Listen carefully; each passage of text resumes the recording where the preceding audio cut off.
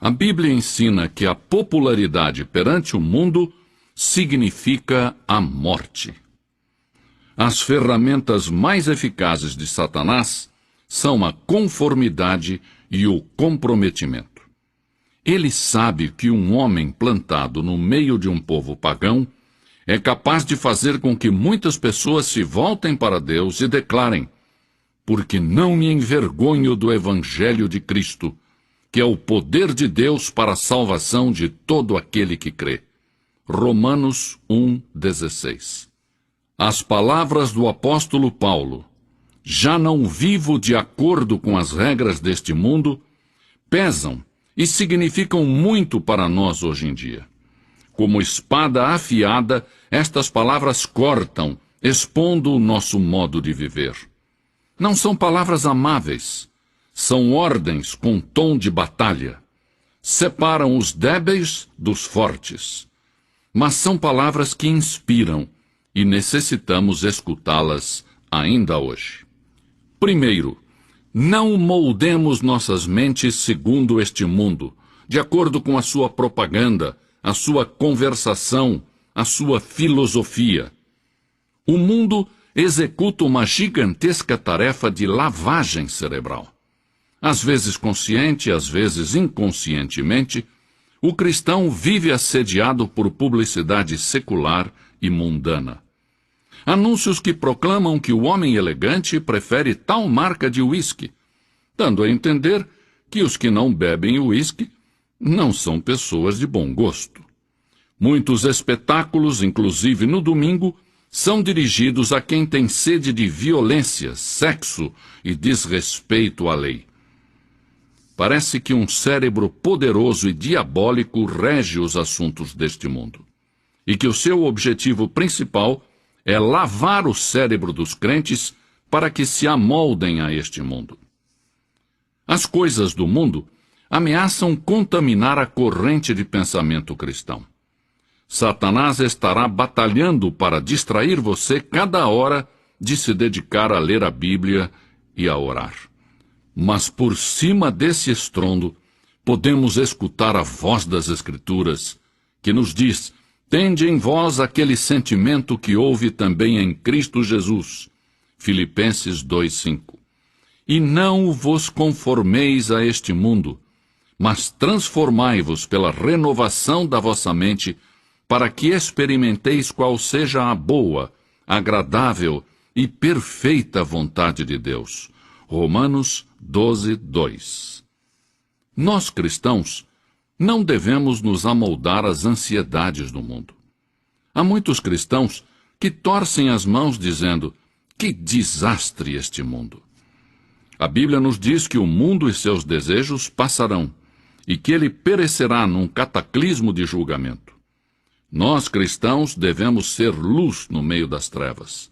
E a nossa vida deve mostrar tranquilidade, paz e gozo no meio da frustração, da confusão e da desesperança. Em segundo lugar, não devemos nos amoldar ao mundo no físico. Este nosso corpo está destinado a ser templo do Espírito Santo. Não devemos nos prostrar perante os templos de Baal. Devemos apresentá-lo completo a Deus, como sacrifício vivo. O nosso vestir, as nossas atitudes e os nossos atos devem ser todos para a honra e a glória de Cristo. O propósito de Deus para nós é que nos amoldemos à imagem do seu Filho. O mundo pode pressionar, tentando deformar-nos, mas Cristo nos disse: transformai-vos pela renovação da vossa mente, para que experimenteis qual seja a boa, agradável e perfeita vontade de Deus. Em terceiro lugar, não devemos nos moldar ao mundo no aspecto social. O mundo tenta nos absorver, metendo-nos em sua sociedade secular e moldando-nos à sua imagem mundana. Mas Cristo nos estimula a não nos ajustarmos a esses critérios. Disse sobre os que creem nele: eles não são do mundo, assim como eu não sou do mundo. João 17:16. Uma grande parte da nossa conversação é mundana e não espiritual. É fácil copiar os hábitos do mundo e passar as noites falando de política, de esportes, modelos de automóveis ou espetáculos da moda. Muitas vezes, esquecemos que acerca da santa conversação devemos edificar-nos uns aos outros e que devemos ocupar-nos das coisas celestiais e não exclusivamente das terrestres. É certo que Jesus comeu com publicanos e pecadores, mas ele não se deixou ser absorvido e moldado pelo grupo. Ao contrário, ele aproveitou cada oportunidade para apresentar a verdade espiritual e levar as almas da morte para a vida. Os nossos contatos sociais devem ser não apenas agradáveis, mas também úteis, como oportunidades para compartilhar a nossa fé com aqueles que ainda não conhecem a Cristo de perto. Em quarto e último lugar, não devemos nos moldar ao mundo quanto ao aspecto espiritual. Não devemos ajustar-nos àquele que o mundo define como religioso, mas devemos esforçar-nos para cumprir o que Deus exige para sermos seus discípulos. Nos tempos de Isaías, nenhuma nação era tão religiosa quanto Israel. O templo, estava sempre cheio. O sangue dos sacrifícios fluía no altar. O povo observava estritamente as festas religiosas, e na casa de Deus ressoavam as orações. Mas o culto de Israel carecia de profundidade, de devoção genuína. A nação estava deteriorando a moral, apesar de que as multidões enchiam o templo. Pela boca de Isaías, Deus então disse: Não continueis a trazer ofertas vãs.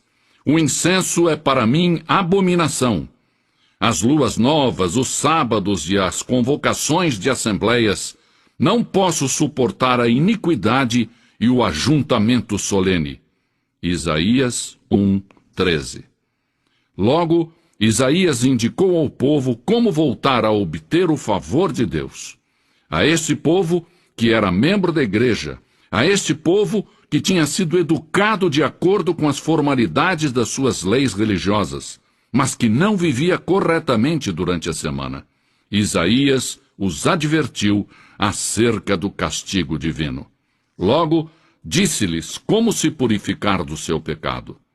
Isaías disse: Lavai-vos, purificai-vos, tirai de diante dos meus olhos a maldade dos vossos atos. Cessai de fazer o mal. Vinde, pois, e arrazoemos, diz o Senhor. Ainda que os vossos pecados são como a escarlata, eles se tornarão brancos como a neve. Ainda que são vermelhos como o carmesim, tornar-se-ão como a lã branca. Isaías 1:16, 18. Há milhares de pessoas que não se entregam a Jesus Cristo porque se moldaram ao mundo. Temem ser chamados de fanáticos ou de puritanos. Mas o cristão verdadeiro não é conformista. Assim, apelo aos cristãos de todas as partes que se tornem seguidores fiéis de Jesus Cristo, que não se amoldem ao mundo, mas antes, dia após dia, se transformem na própria imagem da pessoa de Jesus Cristo. Disse Jesus: Quem não leva a sua cruz e não me segue, não pode ser meu discípulo. Pois qual de vós, querendo edificar uma torre, não se senta primeiro a calcular os gastos para ver se tem com o que acabar? Para que não aconteça que depois de colocar os alicerces, e não a podendo acabar, todos os que a virem comecem a zombar dele, dizendo: Este homem começou a edificar e não pôde acabar. Lucas 14, 27 a 30. O que Jesus quer dizer a você é: se você vai servir a mim, então sente-se e calcule o custo. Quando abordamos a palavra de Deus, enfrentamos 3 problemas. Primeiro, o intelectual. Na atualidade não é tão problemático como foi há alguns anos. Quando eu ia à escola, a ciência parecia oposta à palavra de Deus. Na atualidade, muitos cientistas creem em Deus. Mas o problema intelectual que eu enfrentava é semelhante aos que muitos enfrentam hoje. Eu tinha que decidir quem era Jesus Cristo. Era o Filho do Deus vivo? Era o caminho, a verdade e a vida? Jesus era a encarnação de toda a verdade científica, psicológica, moral e espiritual? Esta é uma decisão que deve ser tomada acerca de Cristo, uma decisão intelectual. A Bíblia tem algumas coisas a dizer sobre a mente. Temos que amar ao Senhor com todo o nosso coração, toda a nossa alma e todo o nosso entendimento. Tende em vós aquele sentimento que houve também em Cristo Jesus, diz a Bíblia. A mente é importante, mas é preciso recordar que tem sido afetada pelo pecado. Não é possível chegar a Jesus Cristo somente de forma intelectual. Esse passo deve ser tomado por meio da fé. Foi por fé que eu disse: Senhor Jesus, eu creio que és quem disseste ser, o Filho do Deus vivo, o Criador do universo, que morreu na cruz pelos meus pecados e se levantou outra vez para a minha justificação. Creio, Senhor, que irás regressar para estabelecer o teu reino. Sei que és o meu Salvador e por fé te aceito. Quando fiz isto, ele entrou no meu coração e me transformou numa nova pessoa, e o mesmo fará por você. O segundo problema que enfrentamos ao comparecer diante de Jesus é da natureza moral. A satisfação das normas elevadas de Cristo. Jesus exige o primeiro lugar em tudo. As pessoas chegam a Cristo sabendo que tem que pagar um preço. Não pode levar consigo seus pecados sujos. Terão que deixar de mentir, de deitar-se com a mulher ou o homem que não seja o seu cônjuge, de burlar na escola ou no serviço. Tem que gastar tempo estudando a palavra de Deus para mostrar-se aprovado a Deus, como obreiros que nada têm do que se envergonhar. Todas estas coisas são custosas. Você está disposto a pagar o preço? Não é possível levar uma vida limpa na atualidade. Só há uma maneira: com Cristo no seu coração. O apóstolo Paulo disse: já estou crucificado com Cristo, e vivo não mais eu, mas Cristo vive em mim. Gálatas 2:20. As Escrituras dizem: pois o pecado não terá domínio sobre vós. Havia uma época em que o pecado reinava na sua vida. Mas quando você aceita Cristo, o pecado já não domina mais você. Cristo reina e pode ajudar você a satisfazer as altas normas morais e éticas que Ele mesmo estabeleceu. De imediato, o aceitar a Cristo não nos fará perfeitos. Suponhamos que você aceite a Cristo e se rebele e caia. O que acontece? Diga então imediatamente: ó Senhor, lamento, perdoa-me. Eu me afasto deste pecado com a tua ajuda e não quero voltar a cometê-lo. Se você o confessar, Ele, Jesus, é fiel e justo para perdoá-lo. Se tem pecado, corra para Ele e diga: Senhor, tenho pecado, me arrependo, e eu me rendo perante a Ti. O terceiro problema ao aceitar a Cristo é emocional, porque em realidade todos nós somos mente, vontade e emoções. Deus quer ser o Senhor da sua carreira, do seu casamento, das suas amizades, da sua moralidade. Quer que entreguemos tudo. Ninguém diz que tem que chorar ou rir quando aceitar a Cristo. Mas não se pode olhar na cruz e entender o seu significado profundo sem sentir-se comovido pelo fato de que Deus enviou seu Filho, o Senhor Jesus Cristo, para que derramasse o seu sangue e morresse por você, para que você pudesse ter perdão dos seus pecados e vida eterna com Deus. Deus nos faz 3 chamadas. Primeiro, nos chama a pessoa de Jesus Cristo. Vinde, pois, e arrazoemos, diz o Senhor, ainda que os vossos pecados são como a escarlata, eles se tornarão brancos como a neve. Isaías 1:18. Podem embranquecer-se como a neve, devido à cruz, ao sangue que Jesus ali verteu e que nos purifica de todo o pecado. Por isso, Deus chama você a Cristo. Não é uma chamada à igreja, à família, nem à nação. É uma chamada a uma pessoa, a Jesus Cristo. Em segundo lugar, Deus nos chama à consagração. A palavra consagração significa apartar-se. Nós podemos nos dedicar, mas somente Deus pode nos consagrar.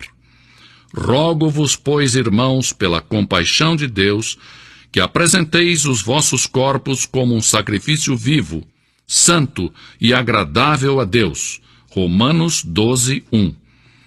Pense na sua vida como se fosse uma casa para a qual você tem um molho de chaves. Quando você responde à chamada de Cristo para a salvação, você entrega a Deus a chave da porta principal. Entrega a sua vida a Cristo como Salvador e Senhor. E aí, em resposta à chamada de Deus à consagração, você entrega todas as outras chaves a Deus. Para uma mãe ou um pai, isso significa entregar o seu bebê a Deus. Para um negociante, isso quer dizer entregar a Deus as chaves da sua empresa. Para um estudante, implica em entregar a Deus as chaves da sua educação e sucessivamente dar a Deus as chaves dos seus romances, do seu futuro casamento. Cristo torna-se Senhor de toda a sua vida. A Bíblia nos diz, portanto, assim como recebestes a Cristo Jesus, o Senhor, assim também nele andai. Colossenses 2:6. Em terceiro e último lugar, Deus nos chama a servir. Ah, quem me dera que tivéssemos neste momento 1 milhão de jovens que dissessem: Senhor, irei aonde Tu queres que eu vá, e serei o que queres que eu seja. Sim, Deus os necessita, requer enfermeiras e doutores, negociantes e políticos, líderes cristãos que estão dispostos a pagar o preço, dar um passo à frente e servir a Cristo. O Senhor considerou que a oração era mais importante do que o alimento, já que a Bíblia nos relata horas antes da refeição matinal. De madrugada, quando ainda estava escuro, Jesus levantou-se, saiu de casa e foi para um lugar deserto, onde ficou orando. Marcos 1:35. Para o Filho de Deus, a oração era mais importante do que reunir grandes multidões. A Bíblia declara: e reunia muitas pessoas para ouvi-lo e para que os curasse de suas enfermidades. Porém, ele se recolhia em lugares desertos e orava. As horas preciosas de companheirismo que ele desfrutava com seu Pai Celestial significavam muito mais para o nosso Salvador do que o sono. E sabemos disso porque a Bíblia nos diz: num daqueles dias, Jesus saiu para o monte a fim de orar e passou a noite orando a Deus. Lucas 6:12. De maneira que Deus responde às orações. Porém, algumas orações recebem como resposta um sim e outras um não. Então, o que podemos dizer sobre as orações sem resposta? A Bíblia diz que existem razões específicas para as orações que não recebem resposta. Pode ser que a sua oração não tenha recebido resposta por causa da desobediência. Um filho desobediente não pode esperar se dar bem. A Bíblia afirma em Deuteronômio 28:15: Entretanto, se vocês não obedecerem ao Senhor, o seu Deus, e não seguirem cuidadosamente todos os seus mandatos e decretos que hoje lhes dou, todas estas maldições cairão sobre vocês. Quem sabe você não recebe resposta para sua oração devido a um pecado oculto. Davi disse com convicção: se eu acalentasse o pecado no meu coração, o Senhor não me ouviria. Outro motivo pelo qual as orações não são atendidas é porque somos egoístas. A Bíblia declara: quando pedem, não recebem, pois pedem por motivos errados, para gastarem seus prazeres. Tiago 4:3. O espírito que deve predominar na oração para que ela seja eficaz deve ser: não se faça a minha vontade, e sim a tua, Senhor. A verdadeira oração não é uma repetição vã de palavras proferidas em público para se fazer de religioso. Jesus disse: e quando orarem, não sejam como os hipócritas. Eles gostam de ficar orando em pé nas sinagogas e nas esquinas, a fim de serem vistos pelos outros. Eu lhes asseguro que eles já receberam sua recompensa. Mateus 6:5. A oração não se limita às posturas religiosas tradicionais, nem tampouco a lugares de adoração ou cerimônias religiosas. A Bíblia diz em 1 Timóteo 2:8: quero, pois, que os homens orem em todo lugar, levantando mãos santas, sem ira e sem discussão. Quando orarem, a postura corporal não é tão importante quanto a atitude do seu coração. Muitas pessoas dão ênfase à posição do corpo durante a oração. Porém, isso tudo tem uma importância relativa.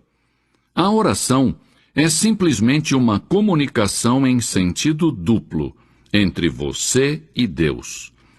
A razão pela qual muitos dos grandes santos fechavam seus olhos para orar era que desejavam colocar de lado as coisas mundanas, a fim de que suas mentes pudessem estar concentradas exclusiva e completamente em sua comunicação com Deus. Não obstante, não está descrito em nenhuma parte das Escrituras que é importante fechar os olhos, mesmo que ajude a desenvolver uma atividade correta de oração. A pergunta seguinte que muitos fazem é: a quem foi dito que ore? As Escrituras nos dão a resposta: a todos os homens. Mesmo assim, é possível fazer a pergunta: onde devemos orar? Paulo nos dá a resposta quando diz: em toda parte. É possível que outros perguntem também: quando devemos orar? As Escrituras dizem: sempre. A oração é um mandato, um dever, um privilégio. Na era moderna em que estamos vivendo, aprendemos a dominar o poder da poderosa catarata do Niágara e tirar proveito para o nosso uso. Aprendemos a manter os vapores presos em caldeiras e liberar o seu enorme poder para impulsionar nossas máquinas e fazer avançar os nossos trens. No entanto, são poucos os que aprenderam a desenvolver plenamente o poder da oração. Sim, porque a solução para todos os nossos problemas se encontra em Deus Todo-Poderoso. A seguir, examinemos então objetivamente o que a Bíblia diz sobre a oração eficaz. Em primeiro lugar, a oração é para os filhos de Deus. Jesus disse: quando orar, diga Pai Nosso. Deus tem uma responsabilidade especial para com seus filhos. E a menos que tenhamos ingressado para a família de Deus mediante um novo nascimento, não temos direito de pedir favores a Deus. Cristãos recém-convertidos me dizem: não sei orar, não conheço as palavras adequadas. Quando os nossos filhos estavam aprendendo a falar e encontravam dificuldade para achar a palavra correta, tentavam de todas as maneiras que eu e minha esposa pudéssemos entendê-los. E os erros que eles cometiam faziam com que nós os amássemos ainda mais. Portanto, são mais valiosas para mim aquelas primeiras tentativas de conversação dos meus filhos do que as palavras da maioria dos adultos que falam a mim sem dificuldades ou erros. Em segundo lugar, a oração eficaz tem que ser feita com fé. Palavras de Jesus. Portanto, eu lhes digo, tudo o que vocês pedirem em oração, creiam que já o receberam, e assim lhes sucederá. Marcos 11, 24. Em terceiro lugar, a oração dinâmica surge de um coração obediente. A Bíblia diz, e receberemos dele tudo o que pedimos, porque obedecemos aos seus mandamentos e fazemos o que lhe agrada. 1 João 3, 22.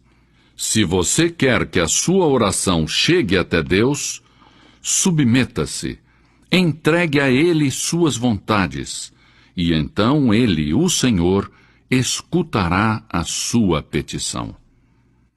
Em quarto lugar, devemos orar no nome de Jesus Cristo.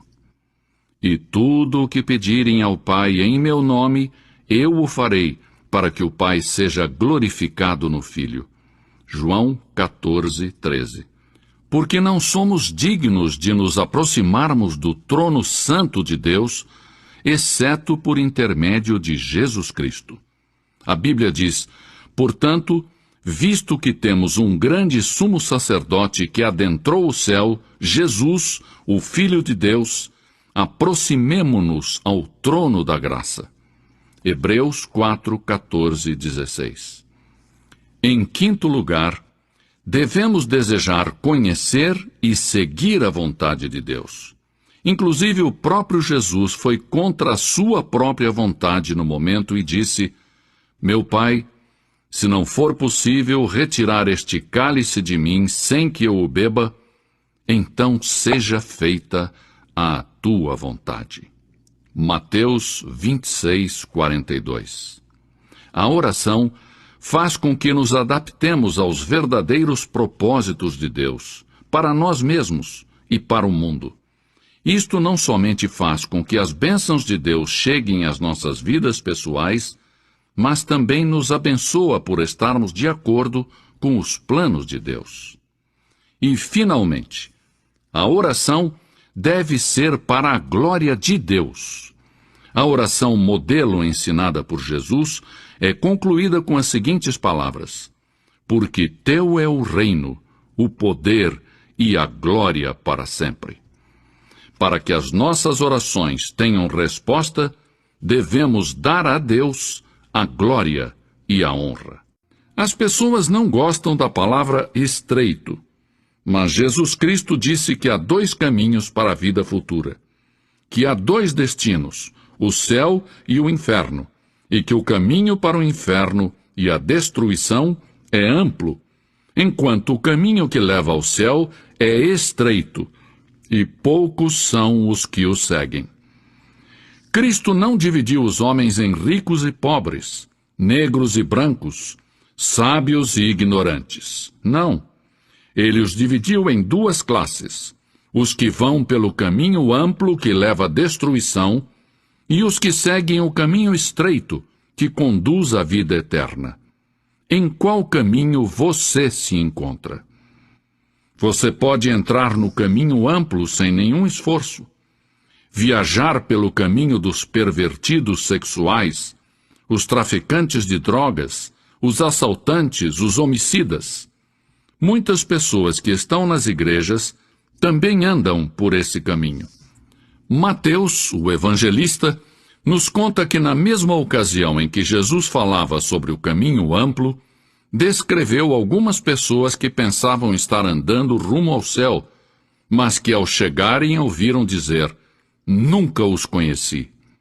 Eles então protestaram e disseram: Senhor, até expulsei demônios em teu nome, eu fui evangelista, eu fui isto ou aquilo.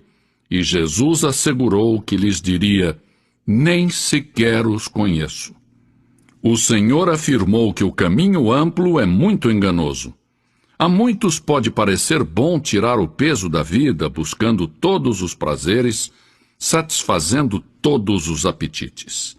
Mas a Bíblia diz: há um caminho que ao homem parece direito, mas o fim dele conduz à morte. Provérbios 14:12. Jesus disse que o caminho amplo leva a um lugar ou a uma condição que ele descreveu como inferno. Não pretendo solucionar todos os mistérios relacionados com o inferno, mas sejam quais forem os outros significados da palavra, sei que ela significa separação de Deus. Jesus empregou 3 palavras para descrevê-lo: fogo, escuridão e morte. A Bíblia ensina que Deus não se deleita com o fato de que hajam seres humanos que vão pelo caminho amplo que leva ao inferno. Declara que Deus nos ama e que enviou o seu Filho para que não nos perdêssemos. Enviou o Espírito Santo para que nos ensinasse e nos fará conscientes dos nossos pecados, a fim de que não nos extraviemos. Deus jamais quis que você terminasse ali. Será a sua própria decisão. Jesus disse que o caminho é estreito e a porta apertada, e que Ele mesmo é a porta. Eu sou a porta, disse Jesus. Aquele que por mim entrar será salvo. E nos disse: não procurem entrar por outro caminho. É o que fazia um ladrão. Há somente uma porta. Disse Jesus: eu sou o caminho, a verdade e a vida. Ninguém vem ao Pai, senão por mim. Ele disse: ninguém vem ao Pai. Não disse vai ao Pai. Ele disse: ninguém vem ao Pai, porque ele diz também: eu e o Pai somos um. Talvez você me dirá: Dr. Billy Graham, isso eu não aceito. Eu quero ir para o céu. Creio que o lugar existe, mas não quero ir por meio de Jesus. Pois então eu lamento, porque neste assunto não há alternativas. A Bíblia não me autoriza a regatear com as almas, nem a oferecer normas menos elevadas. É verdade que vivemos numa era de tolerância, em que se pode crer em qualquer coisa, mas também é certo que existem leis em todos os aspectos da vida. E Jesus nos tem dado um regulamento preciso acerca de como chegar ao céu. Segundo as Escrituras, o céu é um dom de Deus, devido ao que fez o seu Filho Jesus Cristo na cruz. Como será o céu? Do mesmo modo em que há um mistério quanto ao inferno, há quanto ao céu. Todavia, creio que a Bíblia ensina que o céu é um lugar concreto. Será uma das estrelas? Não sei, e não me aventuro a especular a esse respeito. A Bíblia não nos diz. Creio que ali no espaço, onde há milhões de galáxias, cada qual com um diâmetro de 100.000 anos-luz ou mais, Deus poderá achar algum lugar para nos colocar no céu. Não me preocupa a sua localização. Sei que será onde Jesus está. Ali é o céu. Jesus disse aos seus seguidores: vou preparar um lugar para vocês. Nos diz que Abraão esperava a cidade que tem fundamentos, cujo arquiteto e construtor é Deus. Nesta vida, não há nada permanente, nada duradouro. Mas existem algumas coisas que sabemos sobre o céu. Uma delas é que será o nosso lar. Na vida futura, nós que conhecemos a Cristo, seremos semelhantes a Ele. Não haverá discriminação racial, nem pobreza, nem guerra. A polícia não terá trabalho algum. A utopia com a qual temos sonhado, que achávamos impossível construir na Terra, e que não obtivemos êxito, essa vai estar no céu. O céu será um lugar de serviço. Alguns creem que a vida celestial consistirá em ficar apenas sentado debaixo de uma palmeira, sem fazer nada. Mas no livro do Apocalipse 22:3, lemos que os seus servos o servirão. Isto significa que teremos trabalho a fazer. Um trabalho gostoso de fazer. O céu será um lugar no qual os mistérios se clarearão. Por que existiu sofrimento na terra? Por que perdemos os nossos entes queridos num momento determinado? Compreenderemos algo acerca da enormidade do pecado. Saberemos por que há um inferno e por que Deus permitiu que o diabo existisse por tanto tempo. Entenderemos algo como o preço que Cristo pagou na cruz pela nossa salvação, de uma forma que agora não conseguimos entender. Há 10.000 perguntas que eu quero fazer ao Senhor logo que eu chegar ao céu. Entre elas estarão os problemas que me são apresentados por estudantes universitários, aos quais não tenho podido responder porque são mistérios na Bíblia. Como muitos outros, tenho posto a minha confiança para a eternidade no fato de que a Bíblia é a verdade e que Jesus sabia muito bem o que dizia. Se você ainda não colocou a sua fé em Jesus, eu peço que você o faça já. Como indivíduo, você tem o direito de rejeitar a minha sugestão. Não está obrigado a crer no que eu tenho dito. Você tem o livre-arbítrio, a liberdade de escolha. Eu também possuo a mesma liberdade e aceitei a oferta da salvação feita por Deus por meio de Jesus Cristo. Ele tem dado respostas a muitas coisas da minha vida e me tem proporcionado paz, segurança, serenidade. Por último, direi que o céu será o lugar da coroação final do Rei dos Reis, quando Cristo será coroado Rei do Universo. Que dia maravilhoso será aquele! Eu anseio por ver a sua chegada. Tenho um assento reservado. Não foi adquirido com ouro nem com prata, mas com o sangue de Cristo na cruz. Os cristãos não devem andar cabisbaixos nem sem esperança, porque vamos rumo ao céu. O mundo não é o nosso lar. Temos que colaborar o máximo possível nesta terra, mas nós estamos a caminho de um mundo melhor. Quando compreendemos bem este fato, podemos servir melhor ao Senhor nesta vida. Os astronautas, antes de colocar os seus pés na Lua, fazem simulações e experiências para ficarem bem preparados. Se você pensa em colocar os seus pés no céu, terá que praticar um pouco enquanto está aqui na Terra. Terá que ensaiar pondo os seus pés na rocha dos séculos, que é Jesus Cristo. Afinal, em que caminho você está andando hoje? Em que direção você está viajando? Vai para a destruição pelo caminho largo, que parece no início agradável? Ou vai para a vida eterna, junto a Deus, rumo ao céu? Você pode escolher. Pode dar o primeiro passo. É custoso. Não é fácil entrar pela porta estreita. Não é fácil seguir a Cristo. Mas é uma experiência gloriosa e cheia de maravilhas, ainda aqui na terra.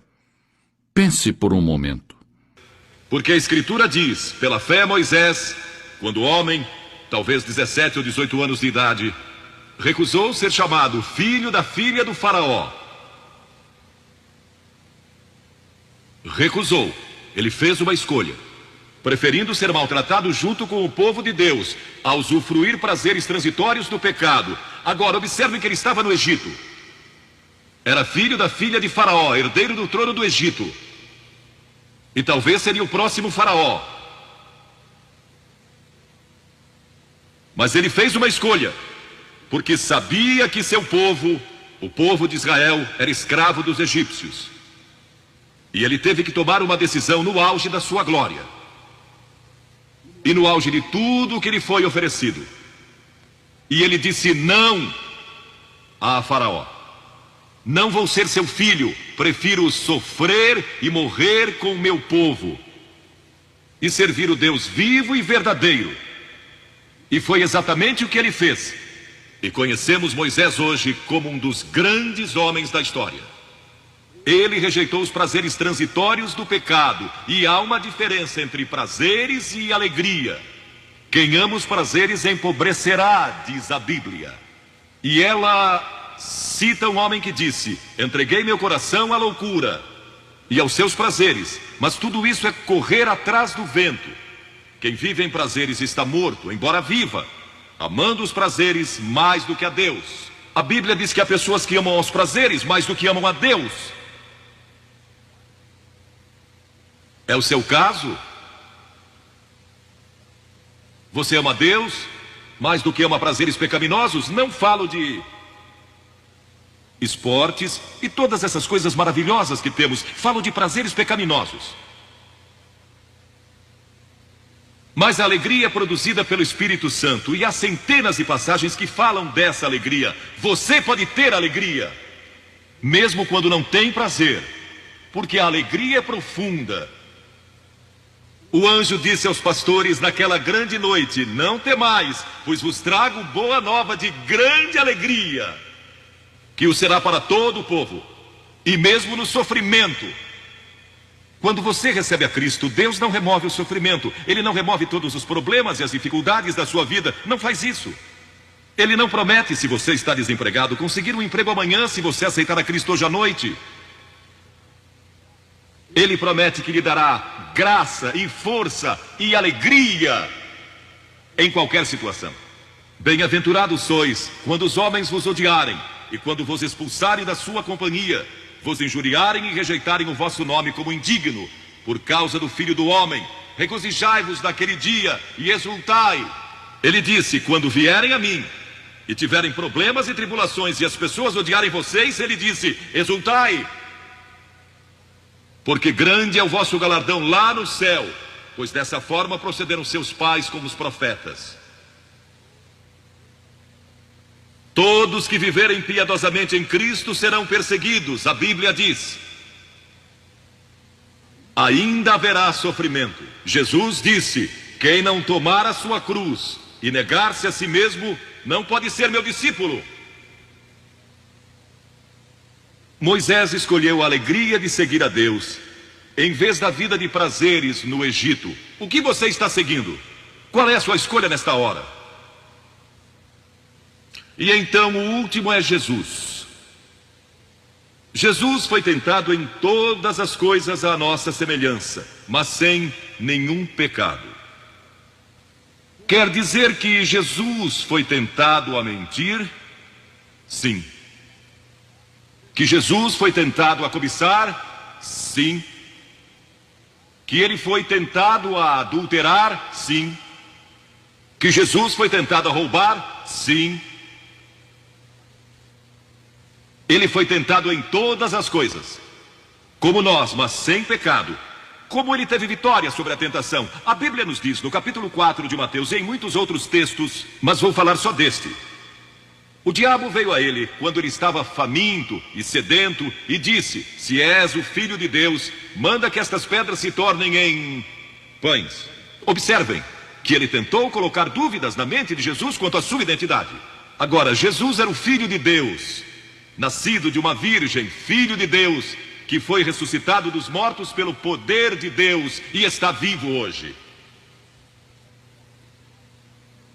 Mas o diabo pôs dúvidas em sua mente. Ele estava fraco e cansado e faminto, um ser humano. Ele não enfrentou o diabo como Filho de Deus, enfrentou-o como homem. E ele sempre respondeu citando as Escrituras. É por isso que você deve decorar as Escrituras. Nem só de pão viverá o homem, mas de toda a palavra que procede da boca de Deus. Jesus disse que há uma coisa que é mais importante que a comida, e sexo, e coisas materiais. É sua vida espiritual. E então ele disse: se tu és o Filho de Deus, atira-te abaixo, porque está escrito: aos seus anjos ordenará a teu respeito que te guardem. para não tropeçares. E Jesus de novo respondeu: está escrito, não tentarás o Senhor teu Deus. E então o diabo levou a um alto monte e lhe mostrou todo o futuro do mundo, todos os reinos que ainda estavam por vir. E lhe disse: se dobrares o teu joelho e me adorares, eu te darei todos os reinos do mundo e sua glória. Jesus não argumentou se ele podia fazer isso. O diabo pode dar-lhe qualquer coisa. Alguns de vocês estão vendendo as suas almas por nada, coisas sem valor. A Jesus ele ofereceu o mundo todo, mas ele sabia que a cruz estava esperando por ele, e o único meio de salvação para o mundo era a cruz. Se tivesse obedecido o diabo, nós nunca teríamos tido a oportunidade de sermos salvos e perdoados. Jesus teria tomado um atalho e nós estaríamos perdidos. Mas Jesus disse: está escrito, ou melhor, começou dizendo: retira-te, Satanás, porque está escrito, ao Senhor teu Deus adorarás e só a ele darás culto. E assim o diabo deixou, e anjos vieram e o serviram. Observe como Jesus enfrentou o diabo ao ser tentado. Primeiro, ele citou as Escrituras. Segundo, ele estava cheio do Espírito Santo. E terceiro, estava na vontade de Deus. Você está disposto a dizer não às tentações do diabo? Está? Pense nisso. E está disposto a dizer sim às declarações de Cristo, de que Ele é Filho de Deus, e quer que Ele entre em seu coração e perdoe seus pecados, salvando. Eu sei, muitos de vocês foram batizados e confirmados. A maioria de vocês talvez sejam membros de uma igreja, ou se identificam com uma igreja, ou talvez vão à igreja 2 ou 3 vezes ao ano. Não sei se fazem isso ou não, mas sei que muitos o fazem. Mas não podem declarar aqui hoje: eu sei que meus pecados foram perdoados, eu sei que vou para o céu. Deus está disposto a perdoar todo o seu passado hoje por causa da cruz. Deus está disposto a dizer: eu perdoo você, porque Ele ama você. E Deus se interessa por você como se você fosse a única pessoa em todo o mundo. E você pode recebê-lo nesta noite. Você diz: o que preciso fazer? Primeiro, deve estar pronto a se arrepender dos seus pecados. O primeiro sermão de Jesus foi sobre arrependimento. E a palavra arrependimento significa mudança, mudar suas ideias, mudar seu estilo de vida. Deixar que Cristo entre e o ajude a mudar. Está pronto a fazer isso? Não pode mudar por si mesmo, mas Ele o ajudará a mudar. Não que você será perfeito. Significa que vai dar à sua vida uma nova direção, e Ele estará com você para ajudá-lo. À medida que você anda dia a dia com Cristo, você vai falhar e vai errar. Não vai ser perfeito, mas Cristo estará com você, se estiver pronto a se arrepender. Diga a Deus: nesta hora eu pequei e me arrependo, e estou pronto a mudar. E então a segunda coisa é que você o recebe pela fé. Cliff disse há pouco que você não pode racionalizar a salvação. Há certas coisas que podemos compreender, mas muitas delas a princípio você não pode entender. Tem que vir como uma criança, dizendo: não posso entender tudo, mas eu te recebo em meu coração hoje pela fé. Pela fé que somos salvos, pela fé e não por obras, para que ninguém se glorie. Pela graça que somos salvos. E então a terceira coisa: você está pronto a sair daqui hoje dizendo: vou segui-lo e servi-lo o melhor que me for possível. Sabem, em nossa reunião em Bristol, algumas semanas atrás, estava ali um jovem de 17 anos, e ele tinha ido à autoescola aquela tarde, e pediu que seu instrutor o deixasse em um dos portões do estádio. E entre aquela multidão, ele encontrou sua família, que tinha sido convidada para a cruzada. E no encerramento, ele e sua irmã fizeram o que vou pedir que vocês façam hoje. Vieram à frente e ficaram diante da plataforma. indicando que estavam entregando suas vidas a Cristo. Uma semana depois, esse rapaz de 17 anos morreu num acidente num túnel que desmoronou. Talvez vocês até tenham lido nos jornais. Ele disse sim a Cristo, nunca imaginando que em poucos dias ele estaria indo ao céu. E nós o veremos lá outra vez. Você sabe para onde iria se isso acontecesse com você? Certifique-se antes de sair daqui. Vou pedir que saiam dos seus lugares agora, centenas de vocês, talvez milhares até, e venham e fiquem aqui na frente, calmamente e reverentemente dizendo ao vir: eu me arrependo dos meus pecados, quero receber a Cristo em meu coração, quero saber que fui perdoado e que um dia vou para o céu, quero esta nova vida. Você diz, mas Billy, por que você pede que venhamos publicamente? Por que em público? Porque toda pessoa que Jesus chamou no Novo Testamento chamou em público. Ele disse, se não estiver disposto a me confessar diante dos homens, tampouco eu o confessarei diante do meu Pai que está nos céus. Jesus morreu publicamente por você, despido, sangrando, diante de toda aquela multidão. Por você.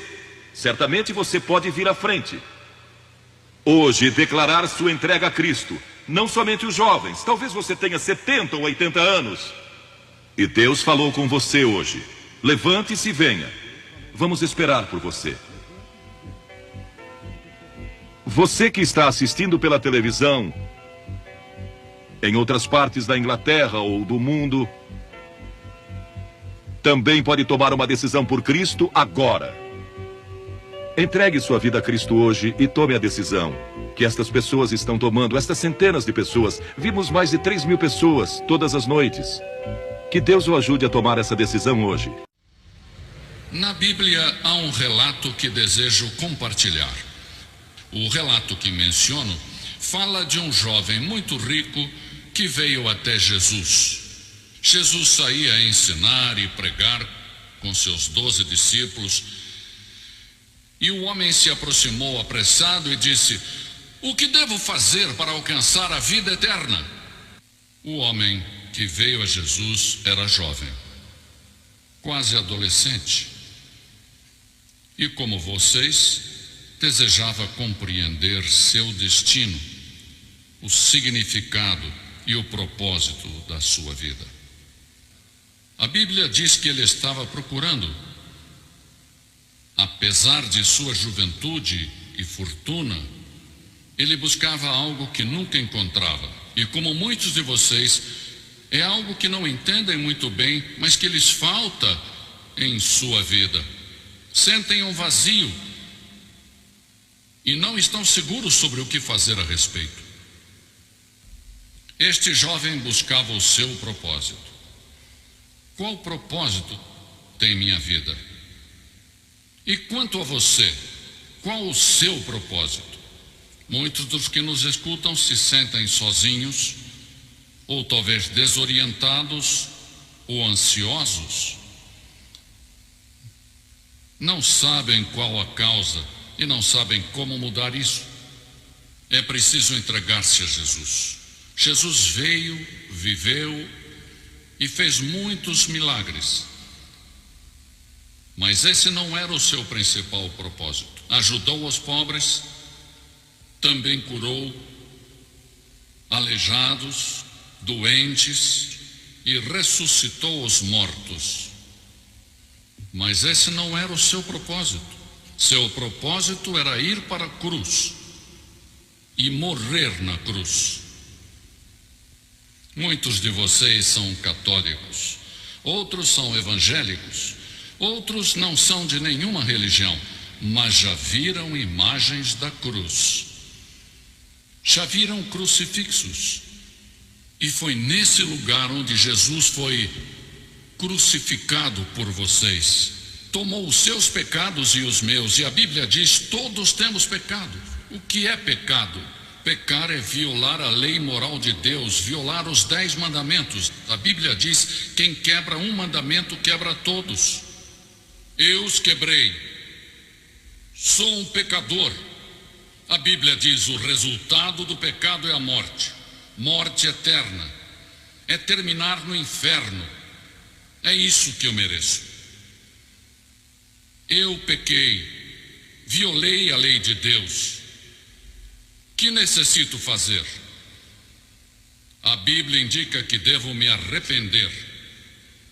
O primeiro sermão de Jesus fala sobre o arrependimento. O que significa isso? Significa dar a volta, transformar sua mente, mudar a direção em que vamos. E ele disse: se você vier à minha cruz pela fé, eu perdoarei todos os seus pecados. Eu te justificarei como se nunca houvesse pecado. Tudo fica apagado no seu passado. Já não se falará mais no assunto. Nem sequer Deus se lembrará dos seus pecados. Já imaginou? É o que a Bíblia diz. O jovem falou com a pessoa certa, disse: que devo fazer para ter a vida eterna? Foi até a pessoa que entende os problemas, as dificuldades e tentações que enfrentamos, entende nossa dor, alegria, fracassos, dificuldades. Ele morreu na cruz, mas a Bíblia diz que ressuscitou e que é um Cristo vivo. Esta noite ele vence o pecado, o inferno e a morte. O jovem veio com urgência a Jesus, correu até Jesus. E é possível que alguns de vocês hoje corram até Jesus e mudem suas vidas. O rapaz chegou em um bom momento, pois ainda era jovem. A Bíblia diz que com a idade o coração se endurece, se torna duro e mais duro. Lembra-te do teu Criador nos dias da tua mocidade, diz a Bíblia. Venha Jesus nesta noite.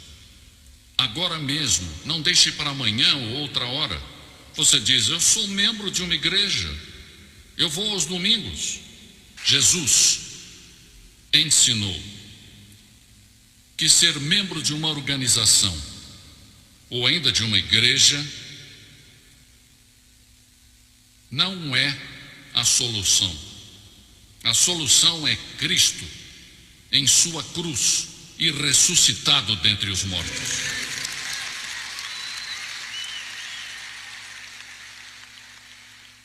E esse jovem disse: que devo fazer? Ele buscava a vida eterna e disse: que devo fazer?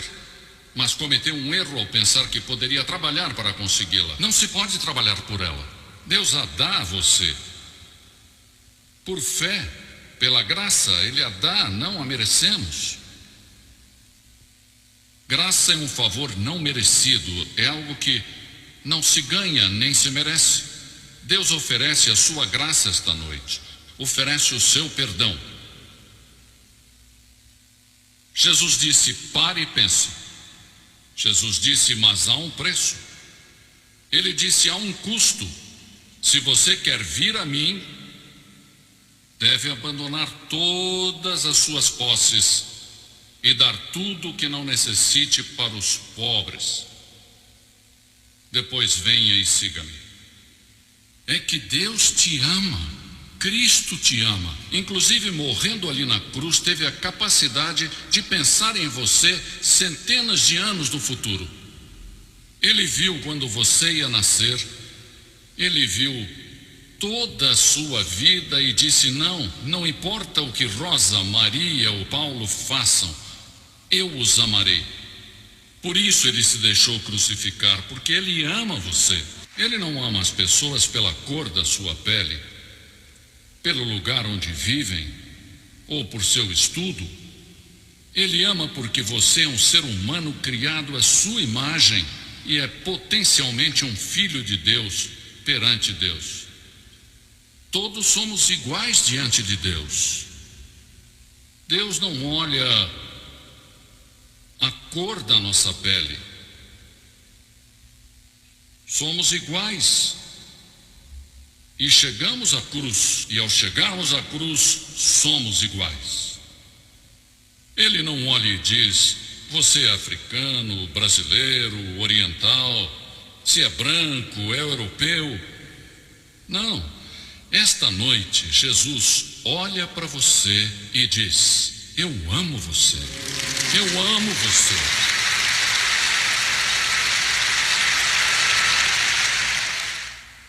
Alguma vez você realmente abriu seu coração para Jesus 100% ou faltou uma parte? Não sabe o que fazer, se sente em uma encruzilhada? Em um livro sobre a geração X, o autor fala de paralisia por opção. É a tendência de não tomar uma decisão quando temos muitas opções. Há tantas opções que não tomamos decisão. Mas você tem que escolher. Esta noite, se você for embora daqui sem Cristo, talvez jamais apareça outra oportunidade como esta. A Bíblia diz: agora é o tempo de aceitar. Hoje é o dia da salvação. Você dirá: o que eu devo fazer? Arrependa-se de seus pecados. Você deve se arrepender e não pode fazer sozinho. Você não pode mudar sua vida por vontade própria. Isso é impossível. Se você tentar, irá falhar. Mas Deus vai ajudá-lo. Essa é a maravilha do arrependimento. Você deve decidir se aceita o presente da vida eterna ou não. Se irá repetir o erro do jovem rico que não seguiu a Jesus e foi embora com tristeza. Ninguém jamais deu as costas para Jesus com alegria. Devemos nos preparar para ir perante Deus. A Bíblia diz: prepare-se para ir ao encontro do teu Deus. Você está preparado? Tem certeza de que é assim? Jesus ama você. Ele morreu por você e ressuscitou. Agora você deve vir, arrepender-se e colocar sua fé nele. Neste momento, vou pedir que faça algo que mudará a sua vida e lhe dará uma esperança que agora não tem. Levante-se e venha agora. Talvez nunca mais tenha outro momento como este. Lembre-se que, seja você quem for, Deus ama você. Jesus está chamando você. E se confessarmos com nossa boca que Jesus é o Senhor e crermos em nossos corações que Deus o levantou dos mortos, seremos salvos. Mas a todos que o receberam, deu-lhes a graça de serem feitos filhos de Deus, a saber, a todos os que creem em seu nome. Tudo é questão de crer. A palavra crer implica compromisso. Você compromete sua vida a Cristo? Então venha. Por que eu peço que você faça isso em público? Porque Jesus foi crucificado em público por nós.